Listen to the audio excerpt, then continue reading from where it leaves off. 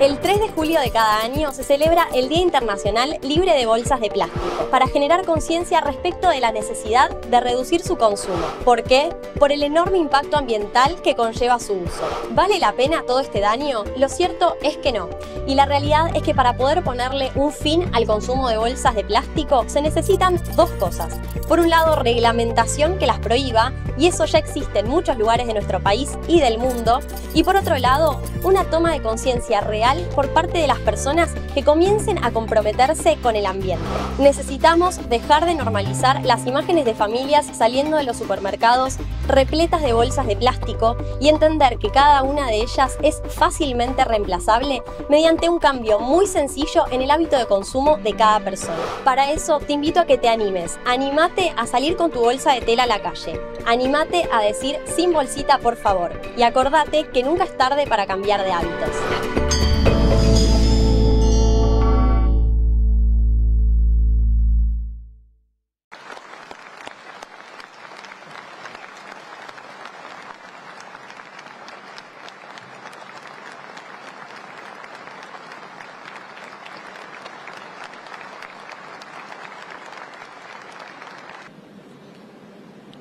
经历了风风雨雨，大家痛感香港不能乱，也乱不起，更深感香港发展不能再耽搁，要排除一切干扰，聚精会神谋发展。中央政府对特别行政区拥有全面管制权。 这是特别行政区高度自治权的源头。同时，中央充分尊重和坚定维护特别行政区依法享有的高度自治权，落实中央全面管制权和保障特别行政区 高度自治权是统一衔接的。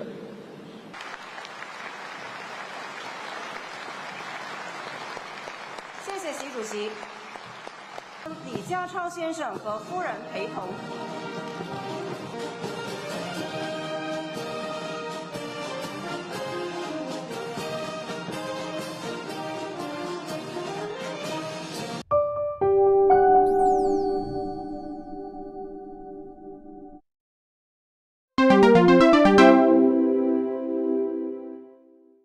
A ver si te sentís identificada, identificado con estas situaciones. El hombre que vive en tu casa te dice, te ayuda a sacar la basura, te ayuda a lavar los platos, tener nene, tener bebé porque no sé qué hacer con ellos. Pasa en todas las casas, pasa en la sociedad. Estas pequeñas situaciones no son tan pequeñas. Alguien alguna vez las llamó micromachismos. Hoy hemos evolucionado y decimos que no son tan micro, son parte de la cultura en la que vivimos y que tenemos que cambiar. Los micromachismos son comportamientos y actitudes sutiles, reiterativas, que cuando los grandes machismos o los machismos más abiertos comienzan a ser menos aceptados, comienzan a ser cuestionados públicamente, los micromachismos sirven como mecanismo para sostener los privilegios de los varones. Algunos ejemplos de micromachismos que se me ocurren están anclados en los micromachismos utilitarios, que son los más clásicos, los que si se los cuento ahora los van a reconocer, que es esta idea de que las mujeres, por haber nacido mujeres, saben, ¿no?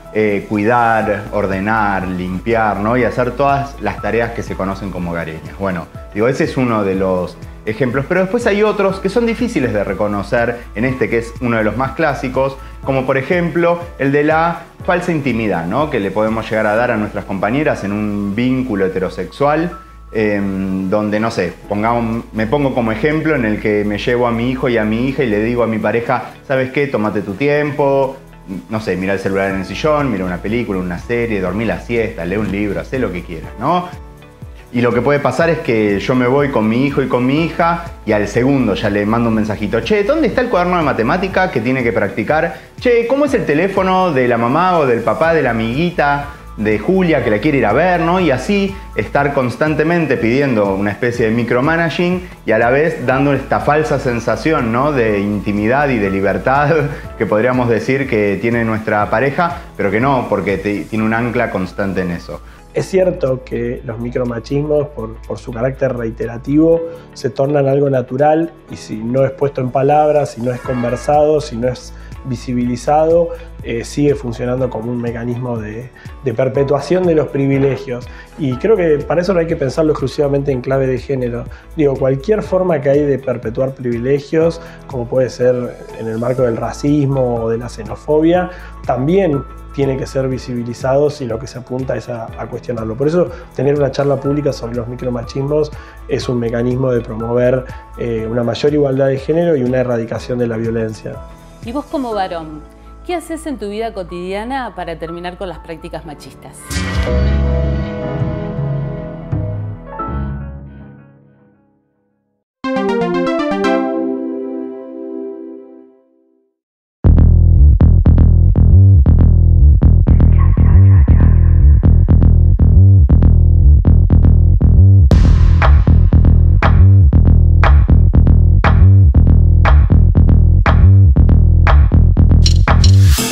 There will be 12 cameras tracking the position of the players on the field of play.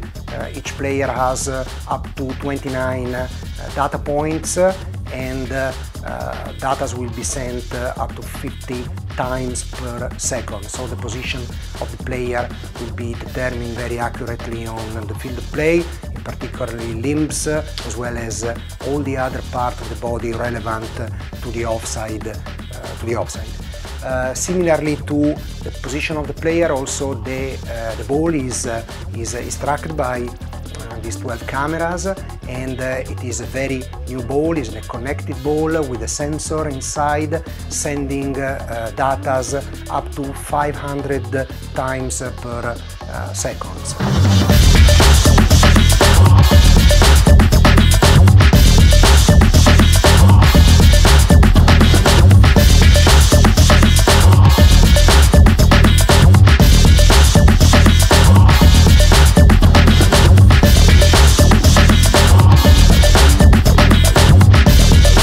Of course, these two new technologies will help very much the check of the position, because whenever a player who was in an offside position receives the ball, an alert will be sent the VAR, and the VAR will be able immediately to check this position with the technology itself drawing the offside line.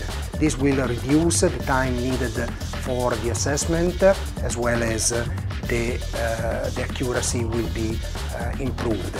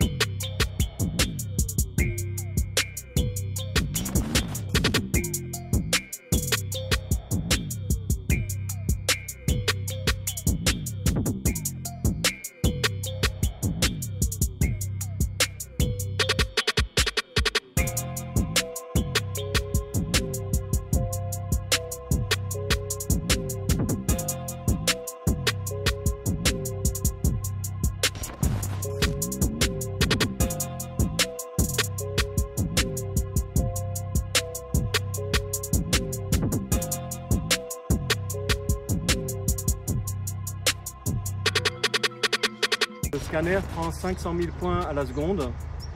Sur cette station seulement, par exemple, on va avoir à peu près 10 millions de points. Ensuite, on va changer les stations, faire tout le tour du bâtiment, et ensuite tout ça, ça va être assemblé sur un ordinateur, comme des pièces de puzzle, mais en 3D. Понад 500 об'єктів. Більшість з них розташована дуже щільно безпосередньо в центральному історичному ареалі.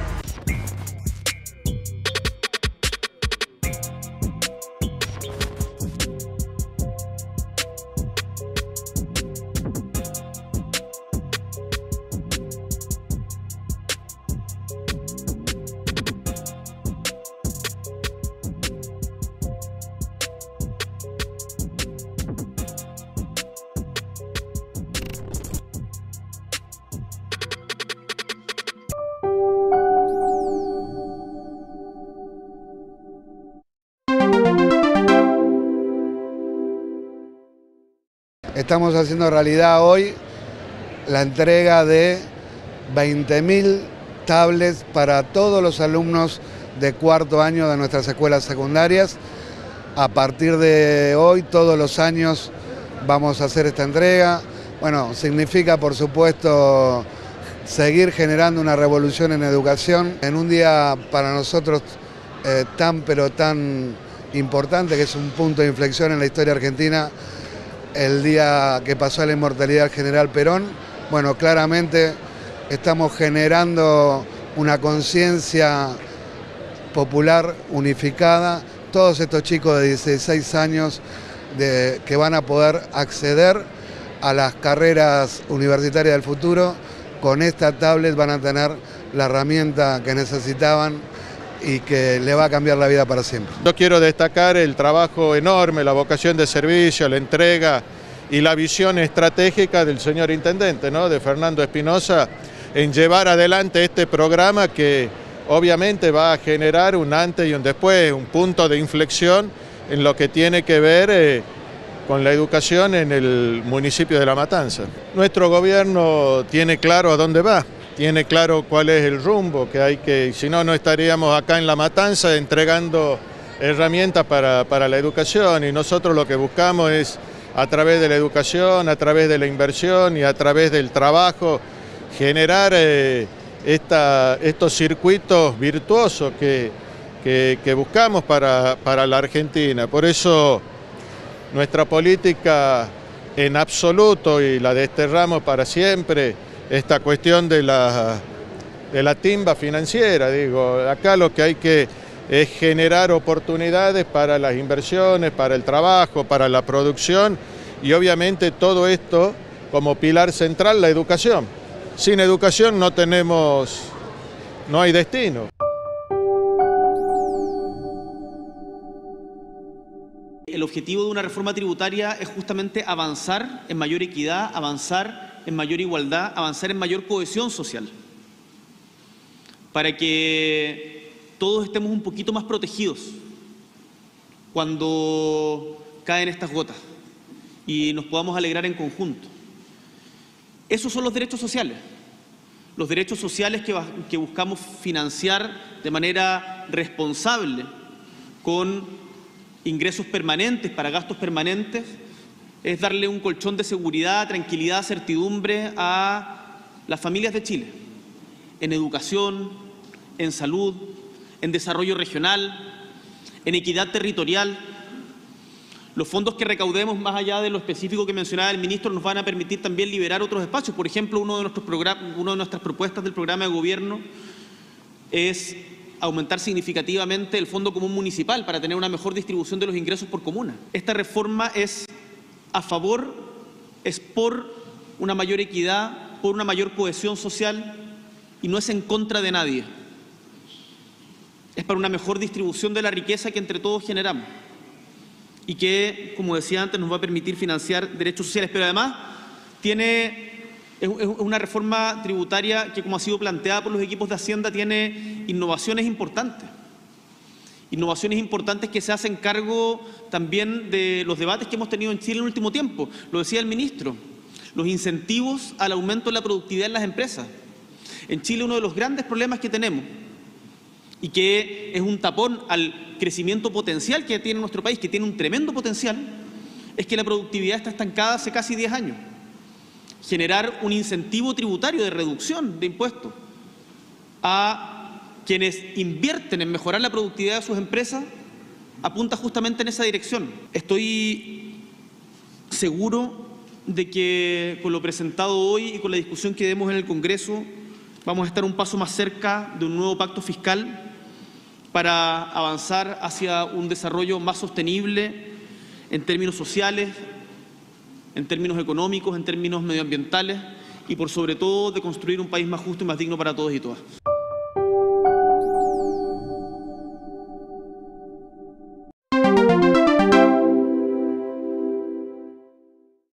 Perón fue un hombre inmenso, enorme. Definitivamente es de esos que nacen una vez y nacen. Y la verdad significó para la Argentina un antes y un después. Hizo la mayor revolución social que la Argentina recuerda. Porque Perón entendió que había una parte de la sociedad argentina que estaba al margen, que no tenía derechos, que no disfrutaba de la Argentina. Un sector de la sociedad a la que le llegaban solamente aquello que los más poderosos decidían que les llegue. Y que en verdad vivían en condiciones sin de ningún derecho. Nos enseñó, cuando muchos le pedían que no actúe de ese modo, que el diálogo no era el camino, que había que ponerse fuerte, que había que confrontar, que había que ir a tomar las armas. Nos enseñó. Y nos dijo, jamás en la conducción política hay que obligar a nadie, hay que persuadir a todo el que se pueda. Y la verdad me quedo con esa frase de Perón, porque la política no es otra cosa que convencer al otro a que lo acompañe a uno en la empresa que uno inicia. El poder no pasa por ver quién tiene la lapicera, el poder pasa por ver quién tiene la capacidad de convencer. Perón fue un gran pragmático, pero ser un gran pragmático no es decir un hombre sin valores. Tenía valores y convicciones, pero sabía que tenía que acomodarse en cada circunstancia para aplicar esos valores y esas convicciones, porque el mundo es dinámico, el mundo no es estático. Reconocer que hay una economía naciente, distinta, no conocida hasta el tiempo de hoy, que es la economía popular, y que tenemos que darle vida, porque si no la vamos a dejar al margen. Que esta no es una discusión de planes sociales, es una realidad. Estamos en vísperas de tener una hambruna que afecta a 300 millones de habitantes en el mundo. Paren con esta guerra, no es tiempo de guerras, es tiempo de reencuentros. Y nosotros, que venimos de una pandemia amarilla, que no era la fiebre, y tuvimos que pasar otra pandemia, que fue la pandemia global, y tenemos que enfrentar la guerra ahora, tenemos que estar más unidos que nunca para entender que la Argentina debe salvarse con el aporte de cada uno y cada una de los argentinos.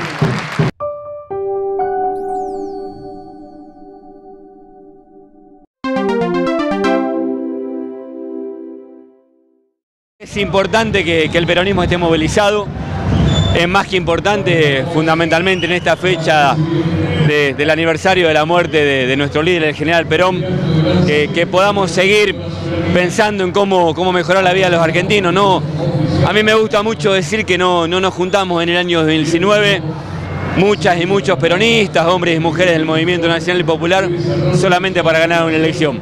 Digo, nos juntamos para ordenar los desarreglos y los desastres que nos dejó el gobierno de Mauricio Macri.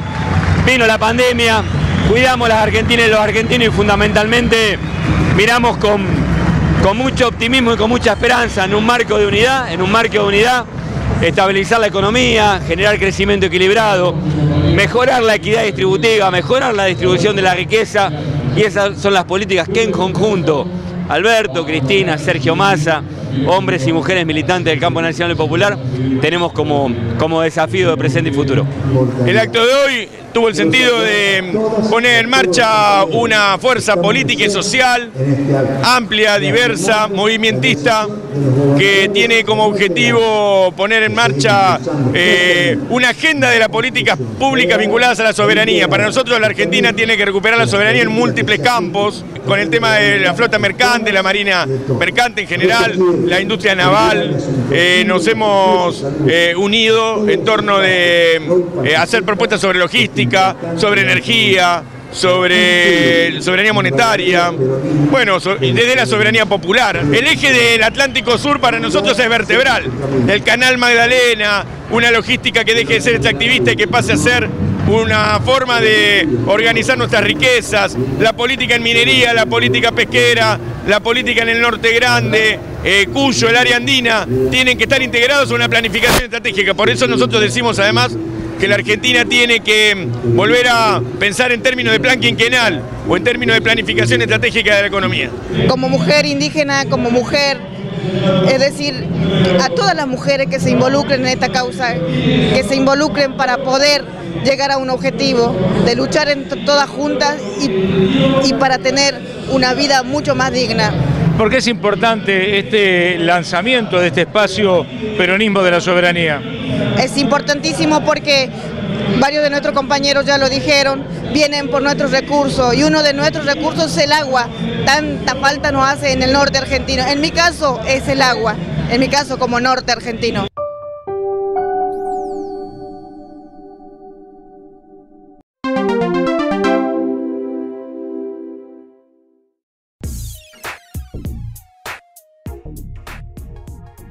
Un hito que esperábamos no tener que marcar nunca.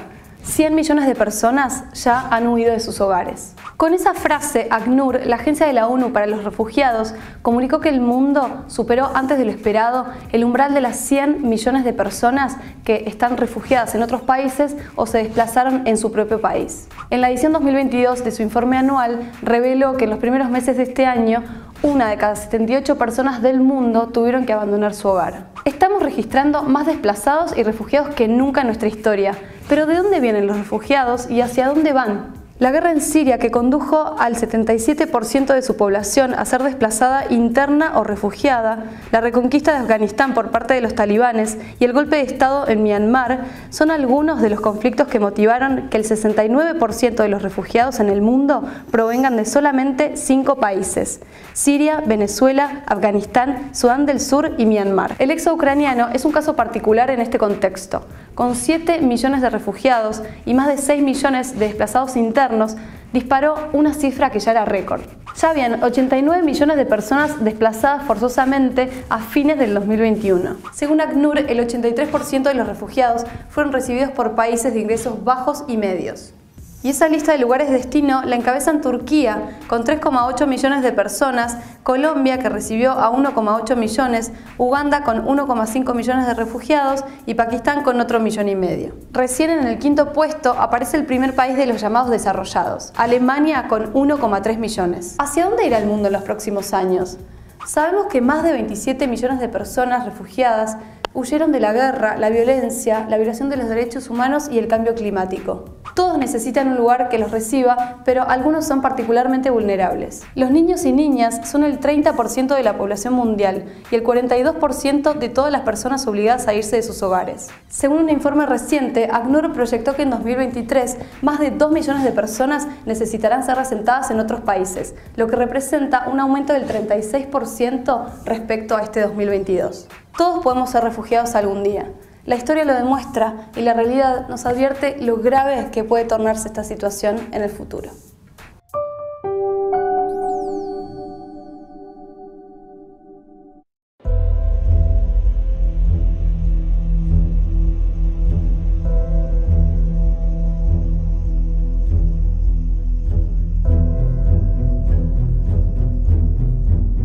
Esta unidad fiscal solicita al tribunal que se condene a Miguel Osvaldo Echecolás, cuyos demás datos personales sobran en la causa, computando como agravante específica su cargo de jefe de la Dirección General de Investigaciones de la Policía de la Provincia de Buenos Aires al momento de los hechos.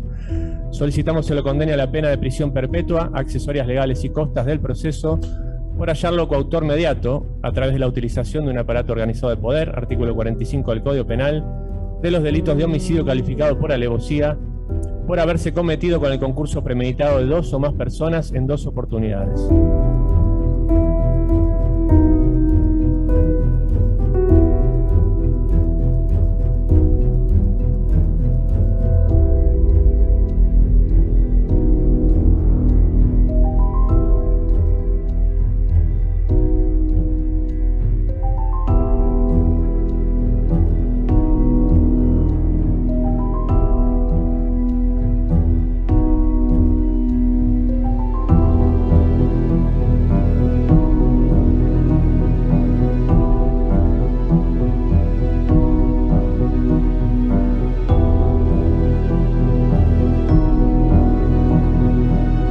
Voy a proceder a la lectura del veredicto arribado por el tribunal después de la respectiva deliberación.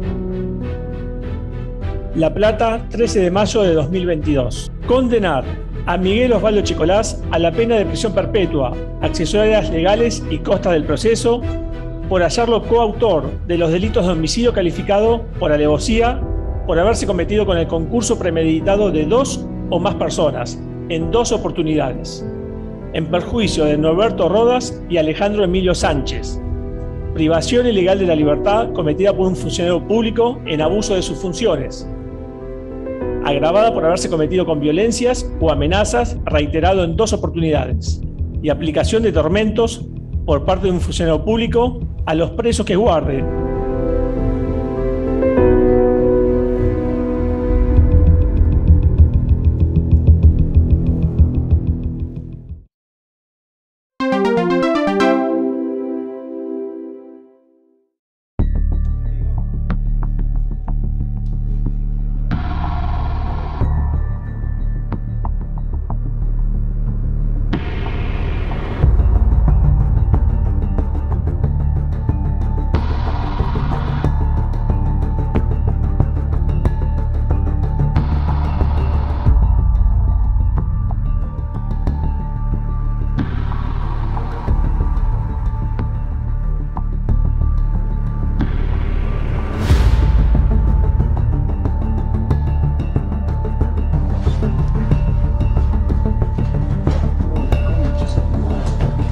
¡Puta madre!